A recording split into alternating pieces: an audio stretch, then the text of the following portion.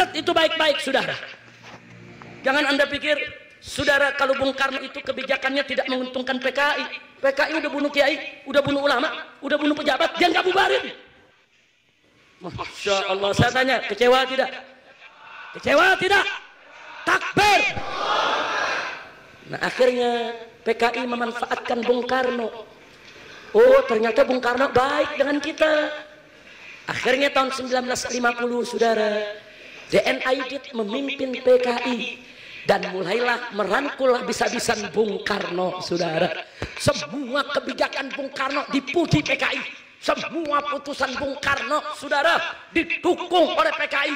PKI di mana-mana puja-puji Bung Karno, bela-bela Bung Karno, saudara.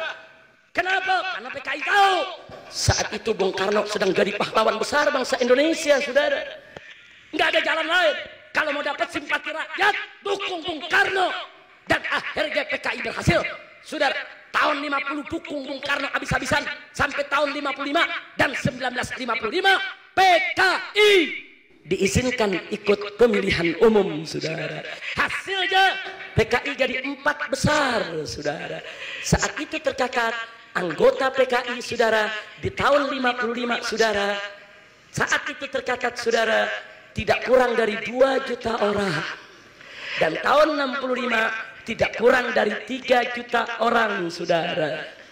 Jadi Anda bayangkan, udah bunuh ulama, udah bakar pesantren, udah habisi orang NU di mana-mana, saudara. Masih ada yang pilih, masih jadi 4 besar. Luar biasa politik di negeri ini, luar biasa, saudara.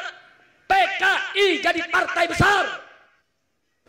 Itu tahun 55, saudara. Singkat cerita, begitu PKI jadi 4 besar, PKI betul-betul mempengaruhi kebijakan Bung Karno.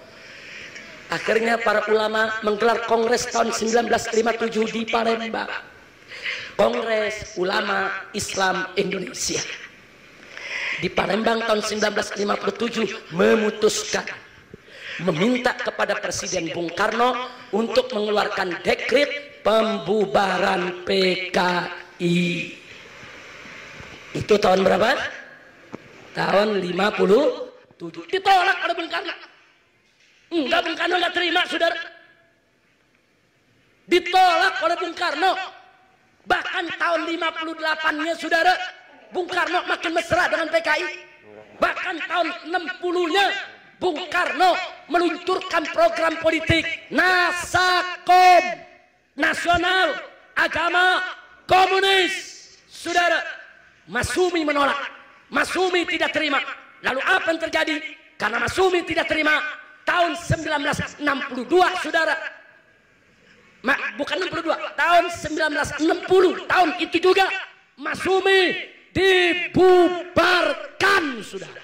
Tepat tanggal 17 Agustus 1960 Masumi dibubarkan, saudara. Ulama minta PKI yang dibubarkan.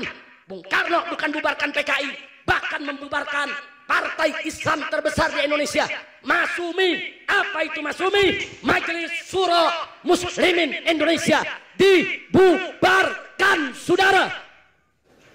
Ya Allah, kira-kira jelas gak? Bung Karno bukan PKI, tapi politiknya nguntungin. Saya tanya, kalau yang namanya Masumi dibubarkan, saudara, saya mau tanya nih, PKI diuntungkan tidak? Diuntungkan tidak? Enggak sampai di situ. Tahun 1962, saudara, tua pimpinan PKI, Aidit dan Noto, diangkat menjadi Menteri Penasehat Presiden, saudara. Supaya Anda tahu, ini fakta, saudara. Ini fakta. Aidit dan Noto jadi Menteri Penasehat, itu jabatan tinggi, saudara.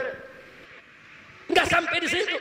Begitu mereka jadi menteri, PKI makin kuat, saudara. Tahun 63, PKI yang memprovokasi Bung Karno untuk perang lawan Malaysia, saudara.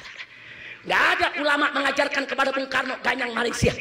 Nggak ada ormas Islam menganjurkan kepada Bung Karno perang melawan Malaysia. Tidak ada.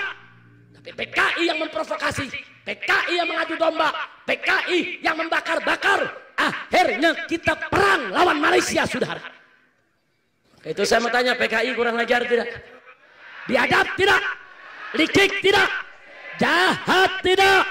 Siap ganyang PKI, siap ganyang PKI. Takbir.